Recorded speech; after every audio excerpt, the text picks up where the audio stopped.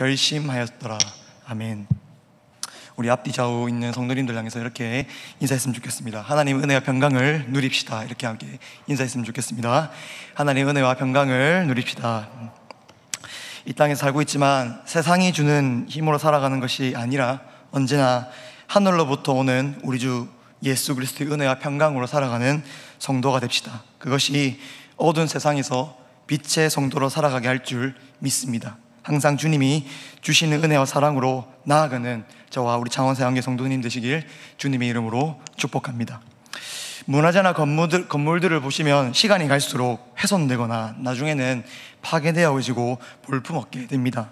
그렇다면 이러한 문화재나 건물들을 보수하고 복원하기 위해서 누구를 보냅니까? 바로 나라나 지자체에서는 이러한 현상들을 방지하기 위해 건축가나 전문가를 불러서 그 손상된 부위를 고치거나 무너졌을 경우 다시 복원하게 합니다.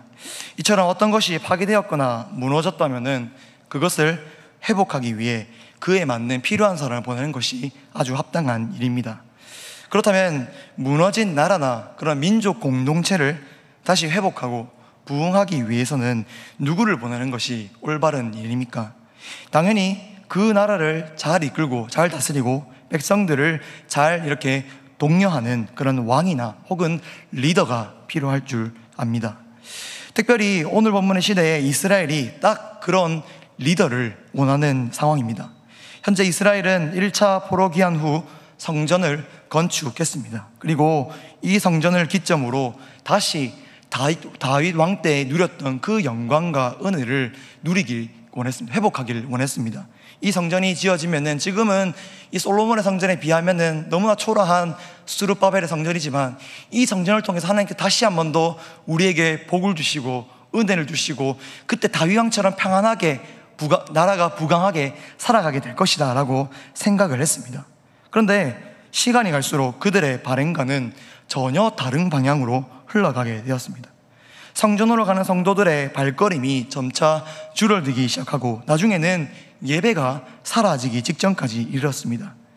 이거를 우리나라 오늘날 말로 비유하자면은 교회가 있지만 점점 가면 갈수록 성도의 수가 줄어들고 심지어 너무 성도들이 없던 나머지 예배 모임 자리가 줄어들고 있다는 것을 의미합니다.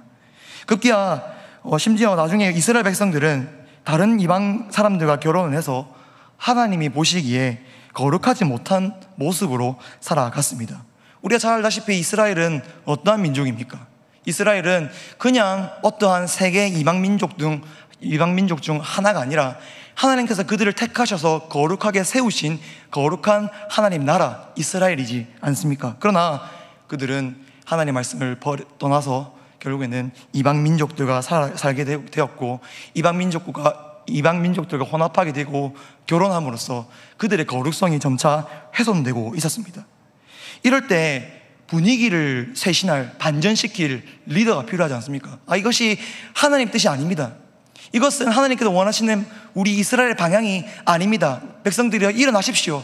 우리 돌아가야 됩니다. 이렇게 부르짖는 그렇게 강하게 분위기를 반전시킬 리더가 딱 필요한 시점입니다. 그런데 참 신기하게도 하나님의 선택은 의외의 선택을 하십니다. 바로 에스라를 그 자리에 보내는 것입니다. 오늘 본문에 에스라가 어떤 사람인지 아주 잘 나와 있습니다. 본문 1절부터 5절까지 살펴보시면은 에스라의 계보에서 쭉 나옵니다. 이 부분을 읽어보면은 우리가 이 이름은 한 번도 본 적이 없는데 그런 사람도 있는 반면에 또 많이 들어본 사람들의 이름도 있습니다. 예를 들어서 hil기야, 사독, 비느하스, 엘르아살, 아론. 특히 아론은 여러분들 너무나 잘 아는 인물일 것입니다. 이들은 바로 제사장들입니다. 이스라엘의 각 시대마다 하나님께서 세우신 제사장들이고 우리 여기 방금 제가 말했던 그 5명도 그 시대에 하나님께서 부르시고 세우신 대제사장이면서 혹은 제사장들이었습니다. 그렇다는 것은 에스라도 이 제사장 가문의 사람이었고 또 혹은 그가 받고 있는 그 직분 자체가 제사장이라는 것을 우리가 쉽게 알 수가 있습니다. 그리고 에스라에 대해서 이 사람은 제사장이다 라고만 말하지 않고 6절을 보시면은 모세의 율법에 익숙한 학자라고 이렇게 또 표현되어 있습니다. 이 학자라는 말은 서기관이라는 뜻입니다. 당시에 백성들 중에는 글을 잘 아는 백성들이 별로 없었습니다. 그래서 성경책을 들고 다니는 것도 당연히 귀한 일이었겠지만, 그러나 다 들고 다니지 않고 서기관들이 기록한, 그리고 그 기록한 것을 서기관들이 읽어줌으로써 하나님 말씀을 듣고 배웠습니다. 그래서 서기관들은 그 당시에 지식인 부류층의 그 계층에 속했고, 글을 아는 그런 얼마 안 되는 그런 유일한 계층 중 한 명이었습니다. 아무튼 에스라는 제사장이었으면서 하나님 말씀에 아주 잘 알고 능통한 서기관, 즉 학자라는 것을 우리가 알 수 있습니다. 오늘 본문의 핵심은 이 제사장이면서 학자인 에스라가 예루살렘으로 가기로 결심한 내용이 바로 오늘 본문의 핵심입니다. 그런데 오늘 본문을 보시면서 우리가 좀 의문이 들 부분이 있습니다. 특별히 두 가지 부분에서 우리가 좀 의문을 제안할 수가 있는데, 한 가지는 왜 무너진 공동체의 리더가 아니라, 왕이 아니라 제사장을 원했습니까? 6절을 보시면은, 다시 보시면 에스라에 대해 이스라엘 하나님 여호와께서 주신 모세의 율법에 익숙한 학자라고 소개를 합니다. 여기서 익숙하다는 말은 통달했다, 능숙하다, 능통하다라는 의미를 가지고 있습니다. 그래서 에스라가 그냥 제사장, 그냥 학자, 서기관 그런 뜻이 아니라 하나님의 말씀을 너무나 잘 아는, 너무나 잘 알아서 우리 요즘 말로 하면 마스터했다라고 이렇게 표현하기도 하는데, 아무튼 하나님 말씀에 대해서는 그가 누구든지 그 말씀에 대해서 물어보면 바로 대답할 수 있을 정도의 능통한 신뢰를 가진 사람이 바로 에스라였습니다. 그런데 사실 아까 앞에서 얘기했듯이 무너진 공동체를 다시 일으키기 위해서는 말씀을 잘 아는 사람보다는 누가 필요합니까? 제가 앞에서 얘기했던 것처럼 다윗 왕처럼 혹은 모세처럼 백성들을 리더십 있게 힘있게 이끌어줄 리더가, 왕이 필요하지 않았을까 싶습니다. 차라리 다시 생각해보면 동시대 때 활동했던 에스라가 아니라 느헤미야를 먼저 보내면은 어땠을까라는 생각이 저는 이 본문을 보면서 생각을 했습니다. 왜냐하면 느헤미야도 힘이 있었고 예루살렘에 뭐가 필요한지 아주 잘 아는 그런 지혜로운 그런 사람이었습니다. 그리고 그가 예루살렘 총독으로 이런 파송을 받았을 때 백성들을 아주 잘 다독였습니다. 당시 그 주변에 이스라엘 백성들을 방해하려는 그런 사람들이 정말 많았는데, 그러한 대적들의 방해에도 불구하고 백성들을 잘 독려해서 결국에는 예루살렘 성을 완성시키는 그런 일을 하게 했습니다. 그리고 백성들을 아주 바른 길로 인도한 리더 중 한 명이 바로 느헤미야였습니다. 이처럼 지금 백성들의 분위기를 반전해서 다시 그들에게 힘을 불어넣어주고 다시 우리가 할 수 있다라고 의지력을 실어줄 수 있는 그런 열정이 가득한 인물, 느헤미야가 이때 먼저 보냈으면 좋지 않았을까라는 생각을 해보기도 합니다. 또 한 가지 의문이 드는 점은 에스라가 왜 여길 가는지, 그 가는 목적에 대해서도 우리가 한번 의문점을 표할 수가 있습니다. 오늘 본문 에스라가 예루살렘으로 가게 된 이유가 뭐라고 나옵니까? 10절 말씀을 보시면 에스라가 여호와의 율법을 연구하여 준행하며 율례와 규례를 이스라엘에게 가르치기로 결심하였었더라. 아멘.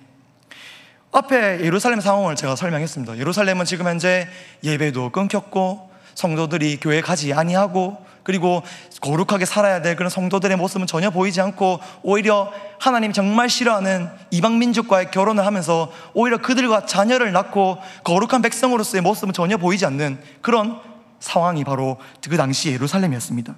완전 무너진 공동체가 바로 그 당시 예루살렘이었습니다.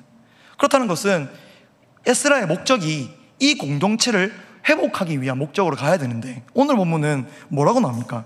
그들에게 여호와의 말씀을 가르치는 것을 결심했다라고 나와 있습니다. 현재 공동체에 필요한 것이 무엇일까요? 백성들을 사로잡을, 백성들을 다시 이끌어갈 그런 화려한 성전을 짓는 것이 오히려 그들의 마음에 불을 지피는 일이 아니었을까요? 아니면은 그 유명한 그런 왕들이나 리더들을 보면은 또 그 나라에 대한 아주 지혜로운 정책들을 내세우면서 내가 이렇게 할 건데 이 정책을 함으로써 우리가 경제 성장을 하고 군사력도 강화시키고 아주 부강한 나라로 우리 한번 만들어보자 라면서 그렇게 말을 하는 것이 눈에 보이는 그런 것들이 더 필요하지 않았을까 생각이 듭니다.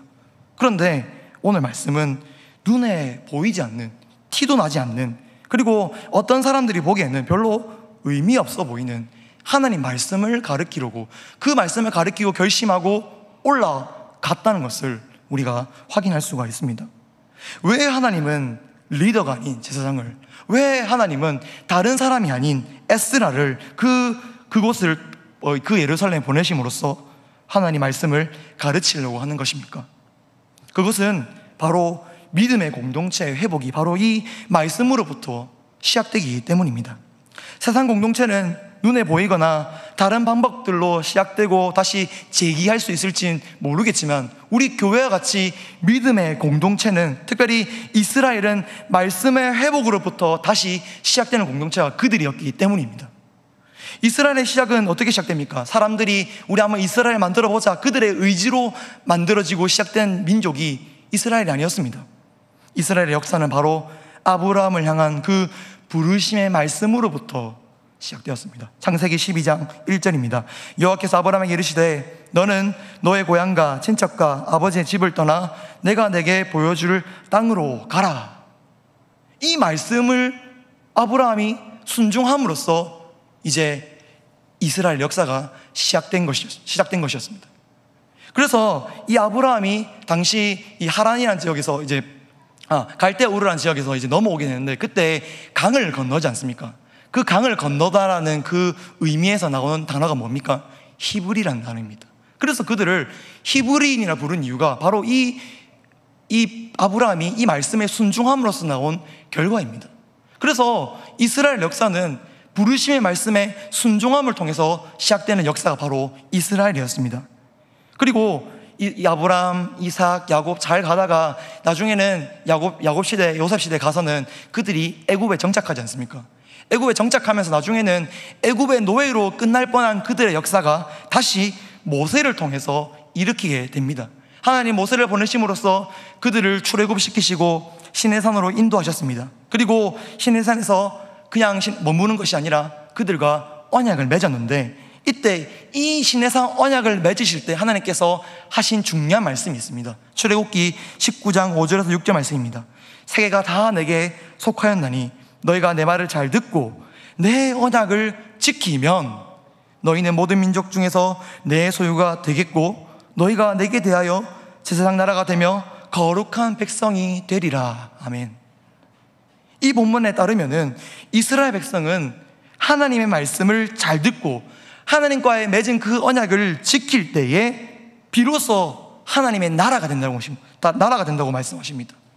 그 말씀을 지키고 그 언약을 기억하고 따를 때에 거룩한 공동체가 되게 될 것이라고 하나님은 분명하게 말씀하셨습니다. 그러므로 이스라엘은 사람이 만든 역사가 아닙니다. 이스라엘은 말씀으로 시작되고 말씀으로 세워지고 말씀으로 강건해지고 굳건히 세워지는 나라가 바로 이 이스라엘이었습니다. 하나님의 말씀은 이스라엘의 기둥이었으며 그 기둥이 든든히 세워질 때 이스라엘은 부강해졌습니다. 우리가 잘 아시지 않습니까? 열왕기 역사를 보면은 하나님 말씀을 잘 따르고 순종했던, 정직하게 다윗의 길을 따랐던 그 왕 때 남유다 그 나라는 부강했고 그 어떤 큰 나라도 그 나라를 얕잡아 수 없는 그런 나라가 되었습니다. 그런데 반대로 그 말씀의 기둥이 흔들릴 때, 그 말씀을 떠나서 여로보암의 길로 가거나 우상 숭배의 길로 가거나 그렇게 말씀을 벗어나서 다른 길로 가게 되었을 때는 그 이스라엘 민족은 침체되었습니다. 그래서 하나님은 에스라를 보내심으로써 이스라엘의 기둥인 말씀을 회복하려고 오늘 그를 보내신 것입니다. 믿음의 공동체는 어떤 대단한 정책으로 세워지는 것이 아닙니다. 눈에 띄는 그런 것들을 통해서 회복되는 것이 아니었습니다. 바로 이 하나님의 말씀이 바로 서고 그 공동체 중심에 말씀이 선포되어질 때, 든든하게 그 말씀이 굳건하게 이 공동체를 뒷받쳐주고 있을 때 믿음의 공동체는 강건해지고 굳건해지고 강해지는 것이었습니다. 실제로 에스라 1장부터 6장까지 우리가 읽어보게 되면은 1차 포로기한 한 이후에 성전 건축에 대한 내용이 계속 나옵니다. 그런데 성전 건축의 내용만 있지 이 공동체가 실질적으로 어떻게 회복되었더라, 이렇게 하나님 보시기에 거룩하게 이렇게 되었더라, 그런 말은 전혀 없습니다. 그런데 오늘 본문 에스라 7장 지나고 난 이후부터 변화가 되기 시작합니다. 그리고 에스라까지만 그 변화가 되는 것이 아니라 에스라 다음에 있는 성경책 느헤미야 1장부터 끝까지 읽어보게 되시면은 계속해서 공동체가 어떠한 회복의 역사가 차츰 일어나게 된다는 것을 우리가 확인할 수가 있습니다. 먼저 예루살렘에 예배가 멈췄다지 않았습니까?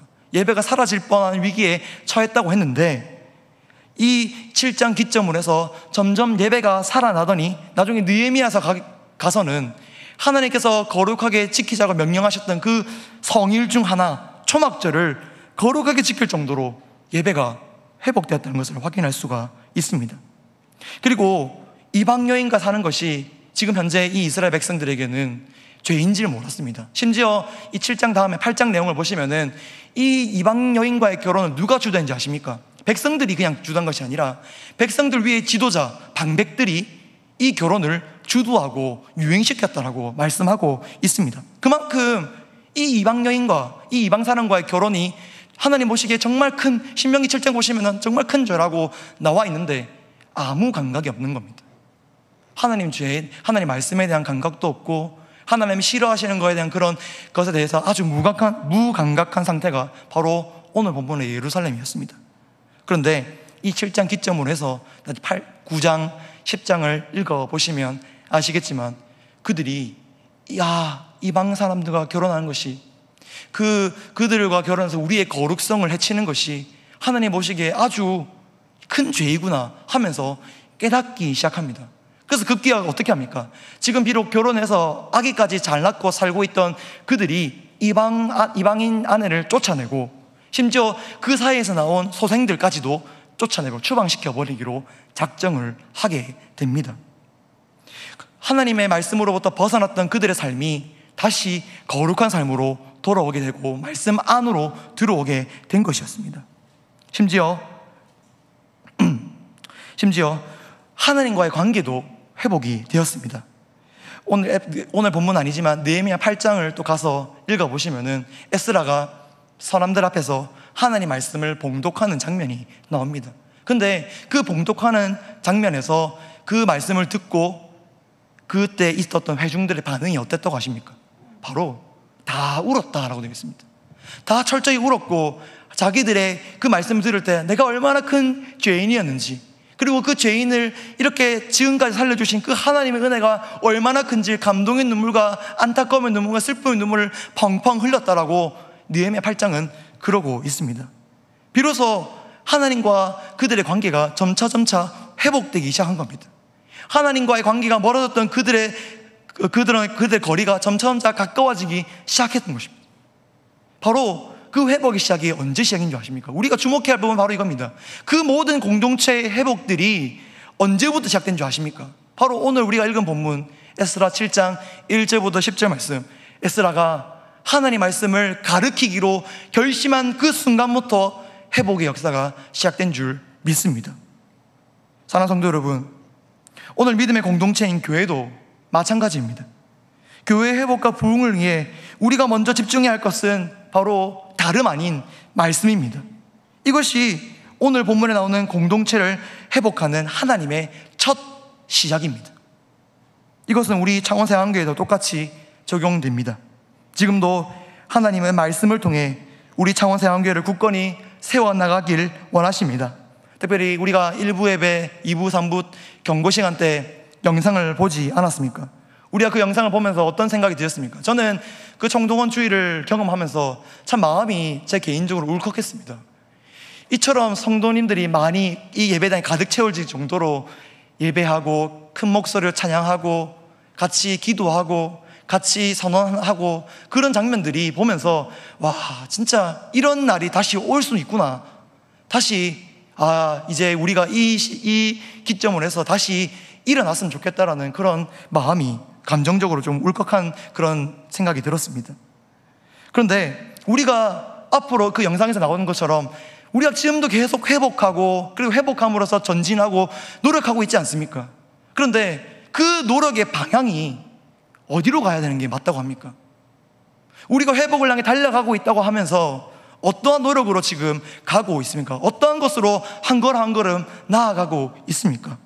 오늘 보면 말씀을 말합니다. 그 회복을 향해 달려가고 있는 공동체에게 어떤 것을 가지고 어떤 것을 중심으로 나아가라 합니까? 바로 말씀입니다. 더욱 말씀의 자리로 나아가고 더욱 말씀의 자리를 증진하라고 그렇게 우리에게 메시지를 주시고 계신 것입니다. 그런데 지금 현재 우리는 어떤 상태입니까? 혹시 성전을 지었다고 안주하고 있는 그런 이스라엘 백성의 상태는 아닙니까? 청동원주를 한번 했다고 현재 안주하고 이 정도면 됐다라고 그냥 머무른 상태가 아닐지 모르겠습니다. 아니면 말씀보다 다른 것에 더 집중하고 다른 방법을 더 생각하고 계획하고 있지는 않습니까? 세상은 말합니다. 그것을 회복하기 위해서는 이것도 해야 되고 저것도 해야 되고 뭔가 많이 해야 한다라고 말을 합니다. 그런데 물론 우리가 앞으로 이 회복을 위해서 사역 계획을 제대로 세우고 그리고 어떠한 일을 해야 할지 어떤 계획을 뭘 해야 할지 분명한 것을 세우긴 해야 하는 건 맞습니다. 그런데 제가 하고 싶은 말은 이겁니다. 그것이 중심이 되면 안 된다는 겁니다. 믿음의 공동체는 그 계획과 그 행동이 중심이 되는 것이 아니라 우리가 중심으로 앞으로 나아가야 되는 것은 바로 말씀이란 겁니다. 하나님은 오늘날에도 교회를 교회되게 하고 성도를 성도되게 하는 가장 좋은 방법으로 여전히 말씀을 권하고 계십니다. 디모데후서 3장 17절은 이렇게 말합니다. 이는 하나님의 사람으로 온전하게 하며 모든 선한 일을 행할 능력을 갖추게 하려 함이니라. 아멘. 오늘날에도 우리가 들고 있는 이 성경 말씀은, 이 하나님의 말씀은 우리를 하나님의 사람으로 온전케 하는 줄 믿습니다. 모든 선한 일을 행할 능력과 힘과 여러 가지 은사들을 갖추게 할 줄 믿습니다. 하나님의 사람 성도로 매일 살아갈 수 있게 힘을 주고 그 성도로 점점 시간이 지날수록 거룩한 성도가 되게 하는 것, 더 나아가서 교회가 교회되게 하고 교회가 교회되게 하는 그 능력이 바로 이 말씀 안에 있다는 것을 우리가 기억했으면 좋겠습니다. 여전히 하나님은 말씀으로 이 믿음의 공동체를 세우고 회복하십니다. 그러므로 사랑하는 성도 여러분, 우리 공동체 회복을 위해 혹은 개인의 회복과 신앙의 부흥을 위해 특별히 말씀의 자리에 더 힘쓰는 성도들이 되길 간절히 바랍니다. 특별히 주일 오전 예배로 끝나는 것이 아니라 지금 여기 있는 우리 성도님들처럼 오후 예배까지 나오고 또 말씀의 자리도 어느 것이 있습니까? 수요 기도의 자리에 말씀과 기도의 자리도 같이 나오고 목요 증보 기도에도 말씀을 들으면서 같이 기도하고 그렇게 말씀의 자리에 더 가까이 나아가는 우리 창원사랑교회가 됐으면 좋겠습니다. 그리고 말씀을 선포하시는 우리 담임 목사님에서 날마다 기도합시다. 항상 말씀을 준비하실 때 지혜와 성령이 끊임없이 충만할 수 있도록 기도합시다. 매주 예배 때마다 하나님의 말씀을 가감없이 전할 수 있도록 또 목사님과 동역하는 그 말씀의 사역자들에게도 동일한 은혜를 부어달라고 우리 담임 목사님 위해서 그리고 사역자들을 위해서 기도했으면 좋겠습니다. 그렇게 하나님의 말씀을 우선으로 하고 집중하는 성도와 교회의 회복의 역사가 있을 줄 믿습니다. 우리가 왜 여름 때마다 여름 성경학교를 하고 왜 이 시점 때마다 수련회를 준비합니까? 그냥 우리 교육부서 아이들이 즐겁고 맛있는 거 먹고 물론 즐겁게 하고 이런 목적도 없진 않겠죠. 하지만 그것이 중심이 아닌 거, 그것이 우선이 아닌 건 알지 않습니까? 우리가 여름 성경학교를 우리 아이들을 더운 와중에도 부르는 이유는 그들이 지금 현재 우리 중고등부나 청년대학부가 바쁜 이후에도 여름 수련회로 부르는 이유는 말씀의 자리로 오게 하는 것이지 않습니까? 그 말씀을 통해 예수님을 만나게 하고 예수 그리스도의 인격적 만남으로서 그들의 삶이 변화되고 거룩한 성도로 하나님의 자녀로 살아가게 하는 것, 그것이 우리 이 수련회와 성경학교를 여는 목적이 아닙니까? 그런데 그 성경학교와 그 수련회 중심에 또 뭐가 있습니까? 말씀이 있습니다. 말씀을 통해 주님을 만나고 말씀을 통해 주님의 은혜를 경험하는 그런 성경학교 되길, 수련회 되길 기도해 주시고 그들이 그 말씀을 통해서 예수님을 더 닮아가고 알아가는 시간이 되게 달라고도 기도했으면 좋겠습니다. 아무튼 그런 말씀을 중심으로 살아가는 우리 교회와 성도들에게 회복의 역사가 있다는 것을 기억했으면 좋겠습니다. 말씀 마무리하도록 하겠습니다. 이 시대에 하나님께서 찾으시는 성도와 교회가 누구입니까? 그런 질문을 저는 최근에 많이 했습니다. 이 시대에 정말 하나님이 필요하신 우리 성도, 교회, 어떤 교회를 보고 칭찬하실까? 어떤 성도를 보고 넌 잘했다, 충성된 종아 하실까 생각을 하는데 딱 그런 고민을 하던 와중에 제 마음에 딱 와닿게 하는 그런 찬양이 하나가 있었습니다. 바로 말씀 앞에서라는 찬양입니다. 그 가사를 후렴 부분을 제가 읽어보면은 다음과 같습니다. 화면에 나오고 있는데 제가 읽어드리겠습니다. 하나님 말씀에 두려워 떠는 자, 그 말씀에 생명을 거는 자, 한 사람 찾으시는 주님의 약속을 믿어 하나님 말씀에 운명을 거는 자, 순종하며 주 따라 가는 자, 영원한 하나님 나라 이뤄갈 주의 교회여 일어나라. 저는 이 말씀을 보면서 이 가사를 보면서 하나님 말씀에 두려워 떠는 성도에게, 그 말씀에 생명과 자신의 운명과 인생을 거는 교회에게, 그리고 그 주님의 약속을 끝까지 의지하고 주님만을 따라가며 순종하며 나아가는 그런 교회에게 우리가 생각하는 다시 한번 교회의 회복과 부흥이 있을 줄 믿습니다. 방금 읽었던 가사처럼 우리가 다른 것이 아닌 그 말씀에만 귀 기울이고 집중하는 하나님 말씀 중심으로 공동체를 세워나가는 그런 창원생활교회 성도들이 되시길 주님의 이름으로 축복합니다. 오늘 말씀을 제가 기도하고 마무리하도록 하겠습니다. 기도하겠습니다. 하나님 감사합니다. 주님께서 이 부족한 종을 세우시고 에스라 말씀을 통해 하나님의 말씀을 증거하게 해주심에 주님 감사드립니다. 그렇습니다. 주님, 무너진 공동체에 하나님께서 원하시는 것은 화려한 건물이나 또 눈에 보이는 정책들이나 그런 것들이 아니었습니다. 사람들을 보기엔 무시하고 아무 생각 없어 보이는, 아무 의미 없어 보이는 그런 말씀을 하나님께서는 회복하려고 에스라를 보내셨습니다. 하나님, 사람들이 보기에는 의미 없고 정말 아무런 그런 가치 없는 거라 생각하는 거지만 이 믿음의 공동체에 있어서는 하나님 말씀은 중심이고 기둥인 줄 믿습니다. 아버지 하나님, 우리가 이 말씀의 기둥을 놓지 않는 우리 교회가 되게 하여 주시옵소서. 지금 계속해서 총동원주의를 기점으로 회복을 향해 또 전진하며 나아가는 우리 교회를 불쌍히 여겨 주시옵소서. 정말 우리가 회복하고 전진하며 나아가는 그 날마다 예배가 회복되게 하여 주시옵소서. 말씀의 자리가 회복되게 하여 주시옵소서. 기도의 자리가 회복되게 하여 주시옵소서.